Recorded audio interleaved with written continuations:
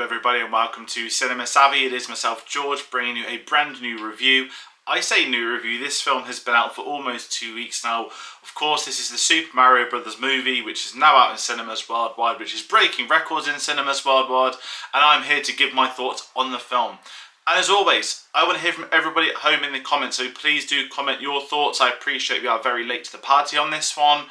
Star Wars Celebration has been and gone. It's been very, very busy. After the event, there's been convention crowd, if people know what that is. I'm very lucky I haven't got COVID. A few of us have, so if you were there, do a test, because it has happened to a lot of people in a lot of different social groups. I do want to add, so I've not had the chance to go to the cinema. And there's loads of films. I've missed loads of films. I've not seen Air, I've not seen Shazam, I've not seen Dungeons and Dragons. But yesterday I did go to the cinema and I did do a double bill of Renfield and Super Mario Brothers. Now, there may be a Renfield review tomorrow. It depends how this turns out, because this is also the first time I'm using the new camera for reviews, so we've done a bit of an upgrade. I hope for myself the editing comes alright and a bit easier later on. But I hope this video comes out okay, so any feedback, do let us know in that regard. But yes, there are upgrades galore, and what a better way to start off with a film that is breaking records. And if I give my thoughts on Super Mario Brothers, it's a really interesting one. So my background of Mario per se is like a lot of people. You grow up, you know who the characters are, you've played at your friends on their Nintendos. I had a Switch for a short amount of time a couple of years ago, of course. I had Mario Kart. I'm a very casual Mario fan. I can't tell you the lore, the stories, whatever, who everybody is, what their connections are. So I was quite curious when this film was announced, and I did think it was inevitable that a Mario film is made. It is without doubt one of the most popular characters of all time from games. Of course, there's a film in the early 90s which didn't work out, and I know that the theme park's just opened in America or in Japan, so I don't know which country, but it's one of those where it was only inevitable that this would come back to the big screen at some point. And Illumination Entertainment coming on board to the animation, I thought the animation itself looked pretty flawless. To its credit, like a 90-minute cutscene. Some people think that's a criticism. I'm going to talk about some of the wild reactions I've seen to this film ever so shortly, but just my thoughts heading into it was, I was kind of excited. I was happy to wait to watch it. Of course, as I said, there was Star Wars Celebration.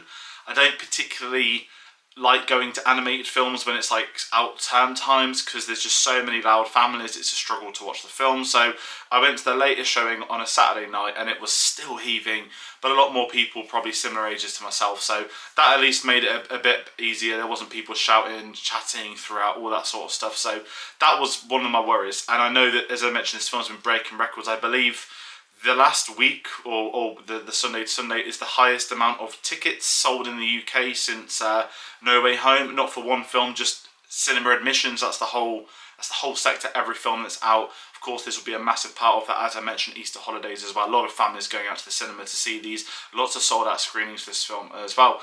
And alongside that, this is the highest worldwide opening for an animated film, which did surprise me when you think of how big Toy Story has been over the years, especially with 3 and 4. But then again, this is Mario, this worldwide, a global audience. Everyone eventually is going to see this. This is translatable to every language. Everyone knows who Mario is. And as I said, it's inevitable this film will be made. There'll be fans, casual viewers, kids that have never played it. Everyone of all ages would be probably curious to see this film. And I do feel that that has happened. Its pop culture stuff is everywhere. The Bowser song, I saw the Lego meeting that went round, so I kind of knew what to expect in that response. But sort of me coming into this film 10 days late for once, rather than going in early, which sometimes we get, or on release day where we haven't seen people's reactions. A big thing in this film has been the critics versus audience debates, and it's a very tiring subject, so I'm not going to lend too much time into it. Part of me understands where some critics come from. Its score, I mean, Rotten Tomatoes, I don't really care about the score. People seem to think they tick a number. That's not how it works. It's just an aggregator. People are way too reliant on that. People are way too reliant on an audience score. My thoughts heading into it, it's a Mario film. It doesn't need to be, how do I say it? Not like prime Pixar, but it just needs to do the job as a Mario film. And for me, a casual viewer, thought it did that job very, very well. I had an absolutely great time watching this. And I can only imagine if I had been maybe 4 or 5 years old seeing this film, like the younger generation will be, this would probably be like my version of Toy Story or something. That this is a lot of fun. There's a lot of heart. There's comedy. There's action. The voice cast, now I know young people won't really know or care about stuff like that, but this will stick with people. And kind of in line of that, I've still got the big criticism that a lot of others do. Of course, Chris Pratt is voicing Mario. it works better than I thought it would, but my expectations in that sense were just so low. I just didn't, as long as it functioned as a voice, and it did. Obviously, it would be a lot better, I think, if there were other voice actors in that respect. But the voice cast itself, I really enjoyed. And listen, I don't mind hearing an actor through a character. Yes, we can tell that Bowser is Jack Black at times, but there's enough there to deviate away, and I feel that a lot of the supporting cast do have that. I absolutely love Charlie Day as well in this film, but the Chris Pratt was very hard to come over, and I think as well the mindset to that is that because he's done a Lego Movie, which is another massive animated film. He's of course in Guardians of the Galaxy. Chris Pratt's such a big name talent, an A-lister. Of course, you're going to hear that a lot more. He's one of my favourite comedies of all time, Parks and Rec, which was his big breakthrough role. So it's one of those where I understand people's criticisms, and I did struggle with that at times.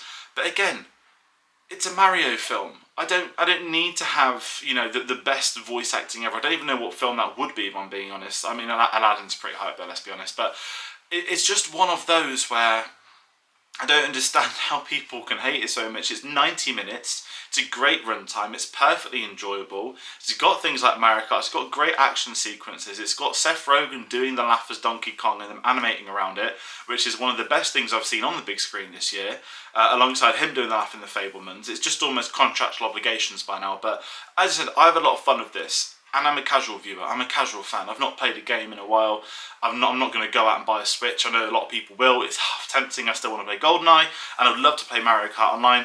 But it's just one of them where sometimes you just need to go to the cinema, sit back, relax, and have fun. And I felt like I had that. And listen, people aren't going to have that same response. That's absolutely fine. I've no issue with them having that different response. But for me, for what I'm going to the cinema to watch a Mario 4 film, this delivered in that respect. And as I said, the animation is pretty flawless. When I mentioned cutscene, that is, some people use cutscenes as a weird insult. I've never really understood it. But this literally looked phenomenal. I got to give credit to Illumination. I've not seen most of the Despicable Me's. I've seen a couple of them. I've not seen the Minions films, but they are a brand. They've done The Grinch as well. And no doubt with the success of this is going to get its sequel greenlit. If it hasn't already behind the scenes, I'm sure it'll be announced in the next couple of weeks, and I'll be very curious to see what they do next, because I think it's a great opening film to what will probably be a massive series over the next couple of years, which is great for cinemas.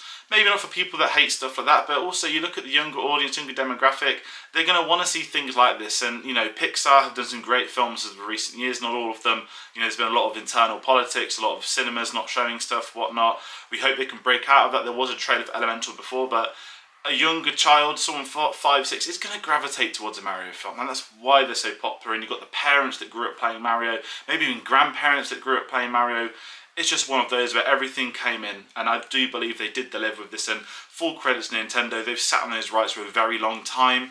They didn't, because of the first film, they didn't want to just give away the IP, and they waited, and I do think the wait has been worth it. As I said, I do have some issues with the voice cast, but aside from that, I can't complain. The score is like the game. I mean, people are going to keep complaining, oh, it's like the game. It's some issues I've seen with the whole Last of Us, very different adaptation, but, oh, it's too similar to the game, but of course it's going to be similar to the game. It's an adaptation. It doesn't need to be a carbon copy, and this isn't a carbon copy of the game. Yeah, there's some great Easter eggs, there's some great references to parts you'll remember from the games, stuff going back to the history. There'll be loads of stuff I didn't have a clue about, but it was entertaining. And you've got to thank the voice cast for all of those. And as I said, Jack Black to me was the standout from that, alongside Seth Rogen. I absolutely loved both of them. Listen, I thought pretty much everyone's great, if I'm being really honest. And as I said, 90-minute ride, it's enjoyable. And me doing this review, I've been praising it. I know it's been out for a while. I know most people watching have probably seen it by now. But if you haven't, I am going to recommend you to go to the cinema to watch it. I do think this is worth seeing on the big screen. And I guess it depends, if you've got a young family, if you've got little ones, it's going to be even easier. You've probably already gone. But if you're also like me that'd rather go with your mates, or you want to go in an evening where it's quiet, it's going to be busy. But over the next coming weeks, this is going to be probably the main event on the big screen until at least Guardians comes out in May. So is it going to hit $1 billion? I think so. There's got a very good chance of this hitting $1 billion. I'll be surprised if it doesn't. We'll see its weekend numbers later on today, probably around the time this video goes up. But that being said, I'm going to use this to round out today's video. As I mentioned, this is the first time we're shooting on the new format, so I hope this comes out okay.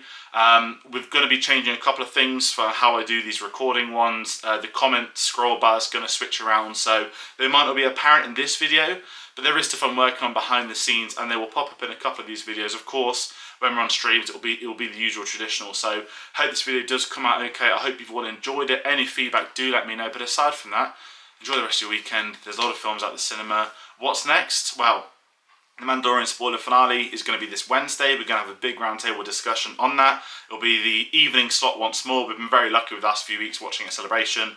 Even before Celebration, we all had time off work to do it early. We're going to probably get back to doing a late night stream, give everyone a little bit more chance to have watched the final episode. And as well as that being said, I mentioned I saw Renfield. Is there going to be a review? Maybe. Let's see how this comes out tomorrow. I'd be very curious if I do a Renfield review. The film was alright.